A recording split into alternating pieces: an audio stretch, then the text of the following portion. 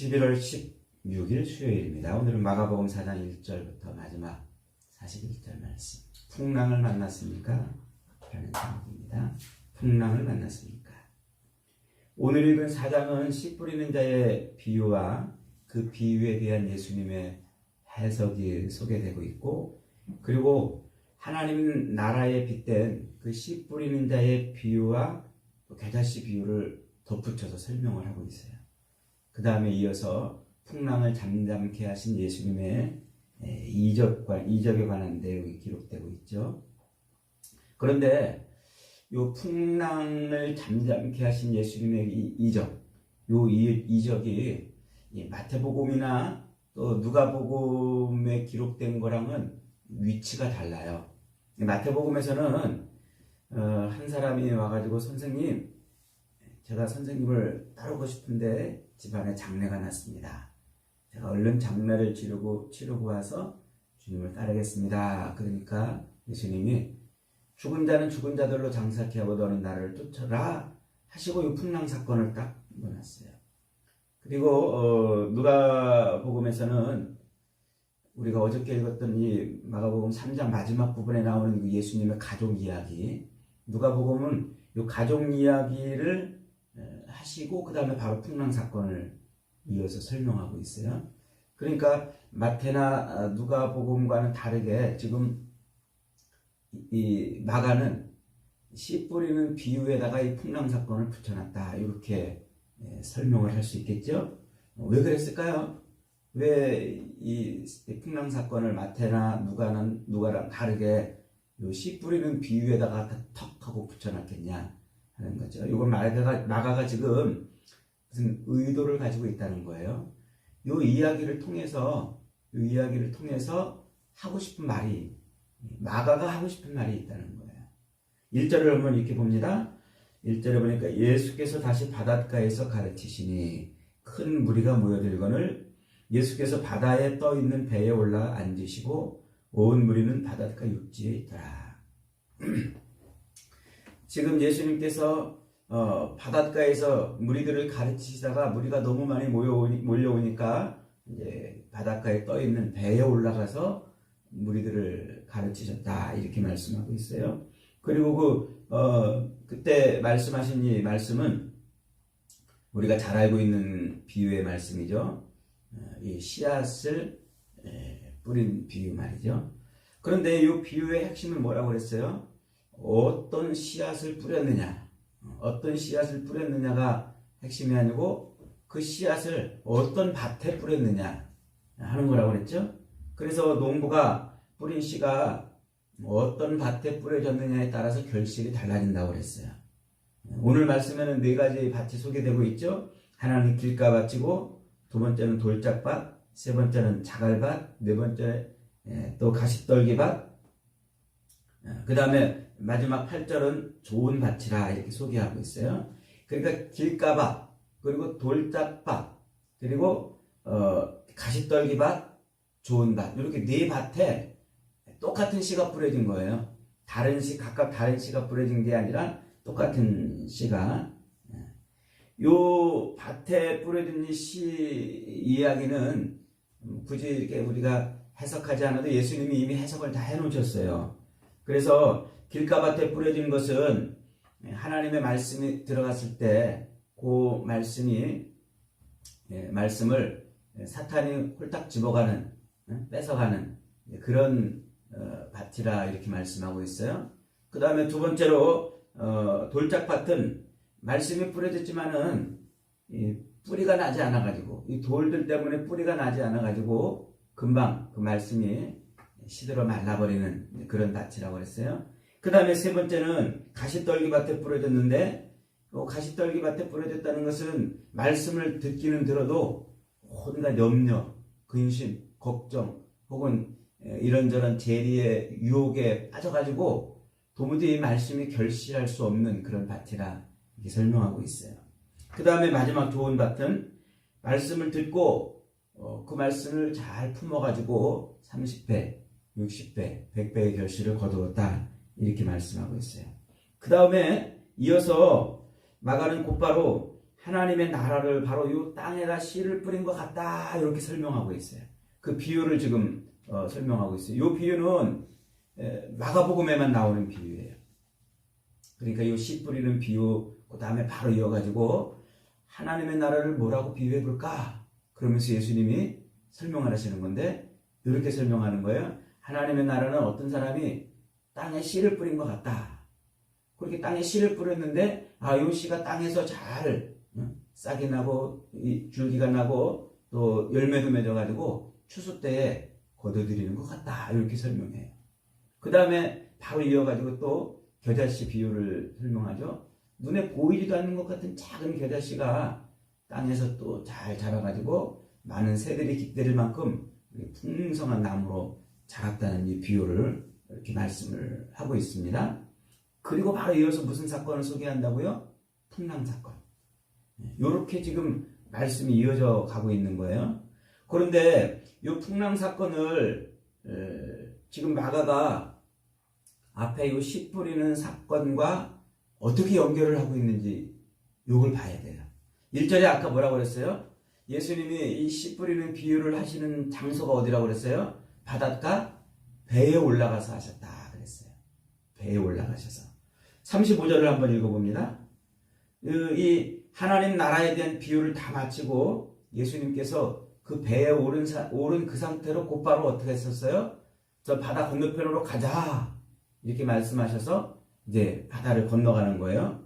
그래서 35절에 보니까 그날 저물 때에 제자들에게 이르시되 우리가 저편으로 건너가자 하시니 36절 그들이 무리를 떠나 예수를 배에 계신 그대로 모시고 가매 다른 자들도 함께 갔다 그랬어요.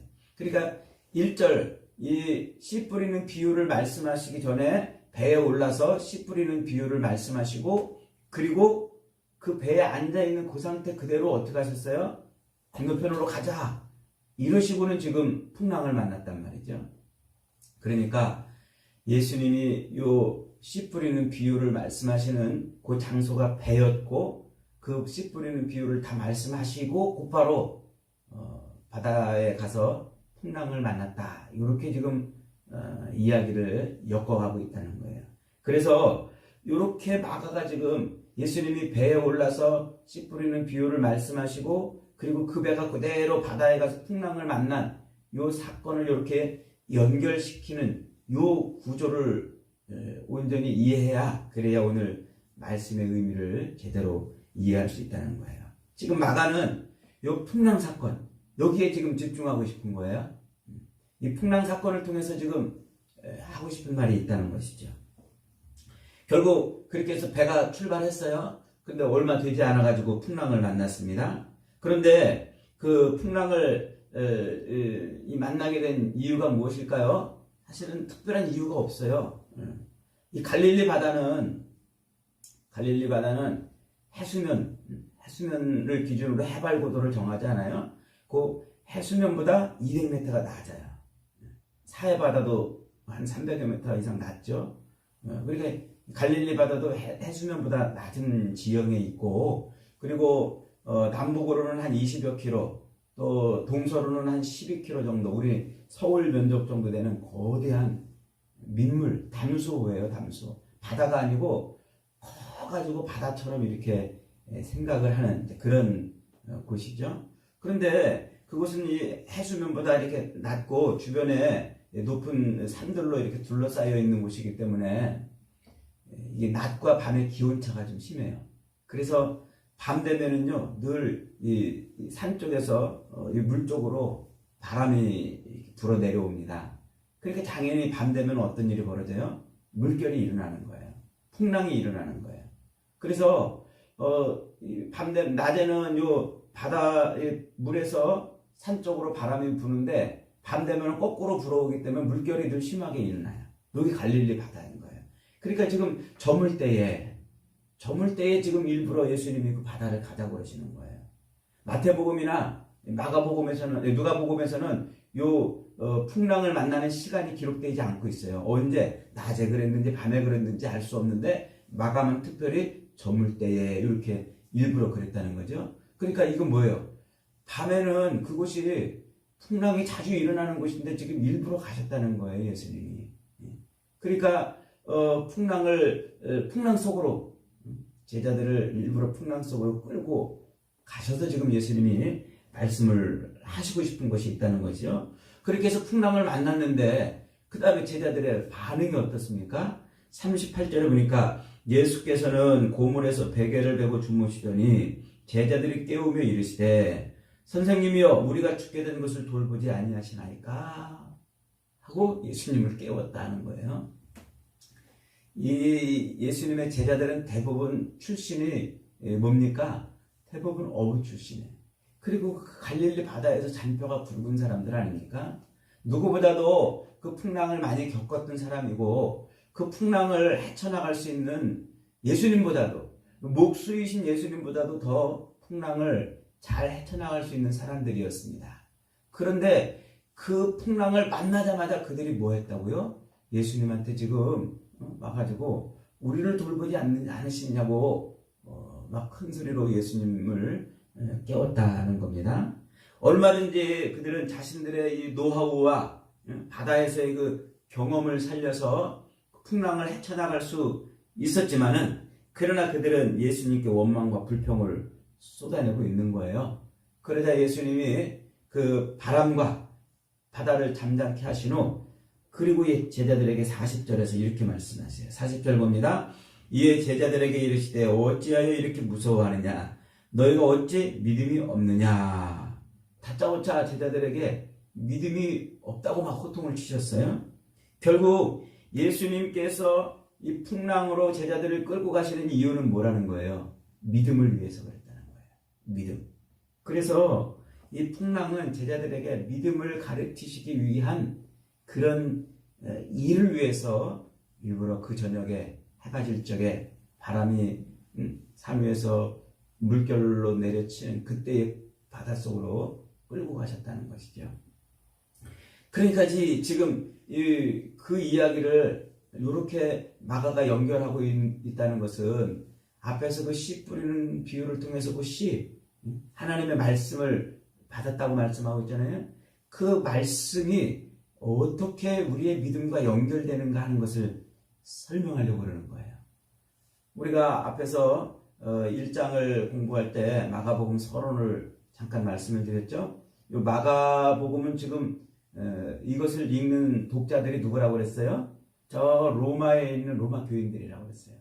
그러니까 이 마가복음이 기록될 당시쯤이면은 이 로마의 네로 황제쯤 시대가 됩니다. 이 네로 황제는 아주 기독교인들을 미워했어요. 그리고 기독교인들을 막 핍박하고 말이죠. 약간 좀 정신이 좀 이상하다고 이렇게 알려지기도 했는데 기독교인들을 잡아 죽이는 이런 일을 아주 서슴없이 했습니다. 심지어는 새로운 로마를 건설하겠다고 로마 시내에 불을 다 질러가지고 로마 시내를 다 불태워요. 그리고 그 책임을 누구한테 뒤집어 씌웠어요? 기독교인들. 이럴 정도로 기독교인들을 싫어하던 황제입니다. 그러니까 이 마가복음이 기록되고 있을 즈음에 로마에 있는 교인들은 심한 환난과 심한 풍랑 속에 지금 있는 거예요. 심한 풍랑 속에.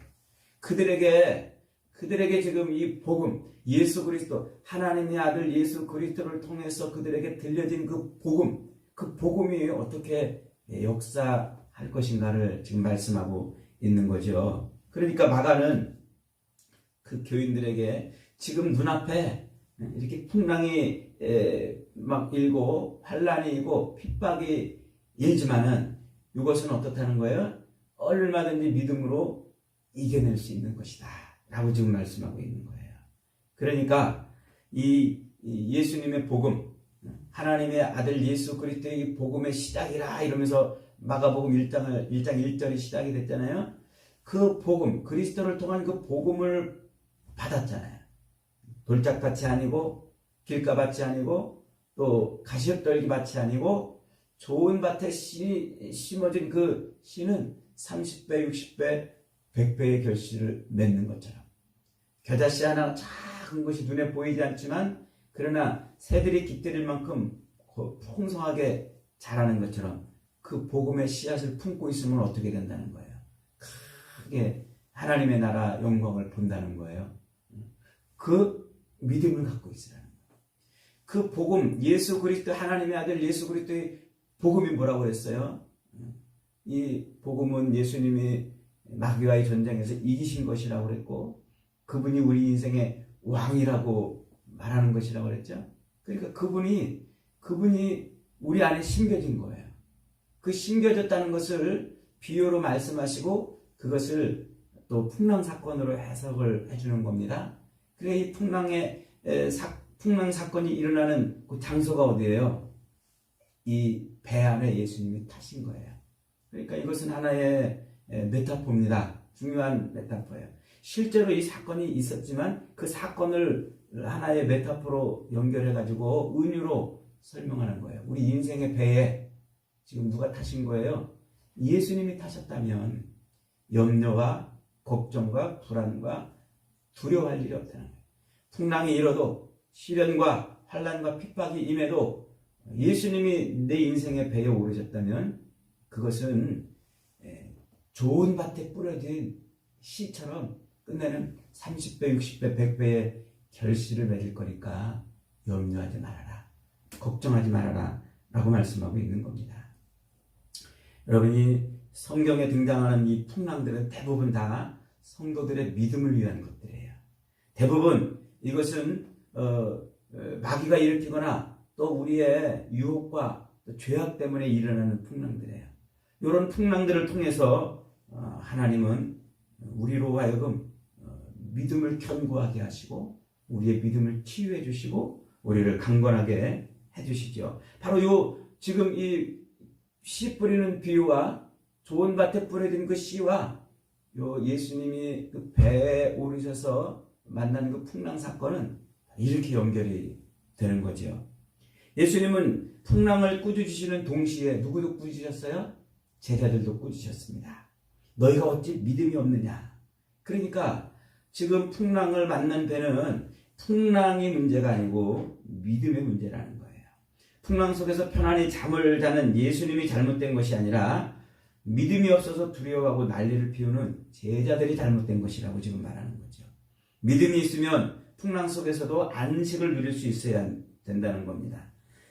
잠잠할 것은 이 갈릴리의 풍랑 일은 바다보다도 환난 때문에 이 풍랑 때문에 요동치는 제자들의 마음이어야겠던 거예요.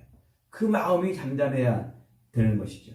제자들 마음속에서 요동치는 그 풍랑이 그것이 예수님 보시기에는 더 위험한 것이었던 겁니다. 원망과 의심과 두려움의 풍랑이죠. 예수님은 지금 이 제자들은 지금 예수님을 깨우고 있지만 예수님은 제자들을 지금 흔들어 깨우고 있는 겁니다.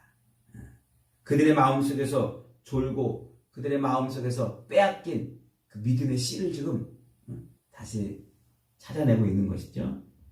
그래서 예수님은 이 풍랑을 통해서 제자들에게 어찌 너희가 믿음이 없느냐고 책망을 하시는 겁니다. 제자들의 버릇 중 하나가 늘 더디 믿는 것 아니겠습니까? 예수님의 그 이적과 기적을 앞에서 1장부터 3장까지 수많은 귀신을 쫓아내고 병든 자를 고치고 중풍병자를 치유하시는 이런 수많은 이적과 기적을 봐왔는데도 불구하고 뭐 했다는 거예요? 지금 여전히 예수님에 대한 믿음이 지금 약해져 있었다는 것이죠. 그러니까 풍랑을 인해서 염려하고 근심하고 걱정하고 있다는 겁니다. 그런 제자들의 그 믿음을 지금 흔들어 깨우고 있는 겁니다.